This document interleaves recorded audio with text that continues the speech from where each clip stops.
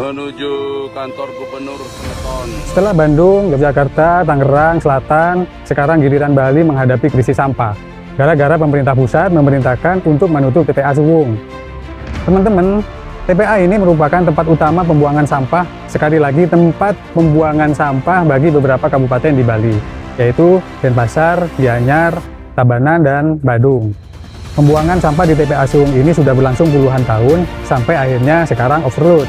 Nah, mestinya TPA ini memang sudah ditutup 5 tahun setelah Undang-Undang Nomor 18 Tahun 2008 tentang pengelolaan sampah diterbitkan. Itu berarti seharusnya tahun 2013 TPA Suwung itu sudah harus ditutup sebagai TPA open dumping. Tapi akhirnya terbuka sampai sekarang. Kebiasaan terus berjalan membuang sampah di TPA Suwung dengan cara open dumping.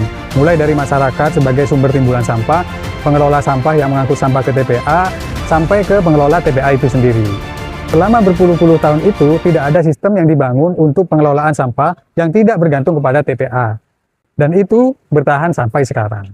Maka, ketika TPA Suwung mau ditutup karena overload, dan persoalan-persoalan lingkungan yang lainnya, semua pihak kelimpungan, termasuk pemerintah Provinsi Bali dan pemerintah kabupaten-kabupaten yang membuang sampah ke TPA Suwung. Akhirnya, menutup TPA open dumping seperti TPA Suwung yang seharusnya menjadi kewajiban pemerintah, sekarang menjadi sebuah persoalan.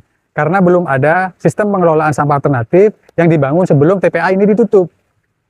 Mestinya, sejak tahun 2008, pemerintah di kabupaten-kabupaten yang membuang sampah ke TPA Suwung dan pemerintah Provinsi Bali sudah menyiapkan sistem pengelolaan sampah yang tidak bergantung dan sentralistik kepada TPA. Sehingga ketika sistem itu sudah berjalan, maka penutupan TPA dengan sistem open dumping itu tidak menjadi masalah besar seperti sekarang ini.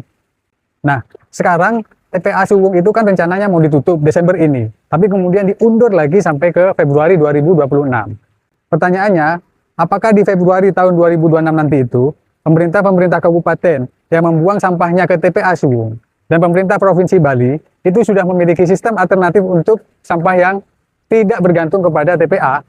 Karena membangun sistem pengelolaan sampah dari hulu ke hilir yang tidak bergantung kepada TPA atau sentralistik itu membutuhkan waktu. Makanya di Undang-Undang Pengelolaan Sampah itu diberi waktu 5 tahun dari tahun 2008 sampai tahun 2013.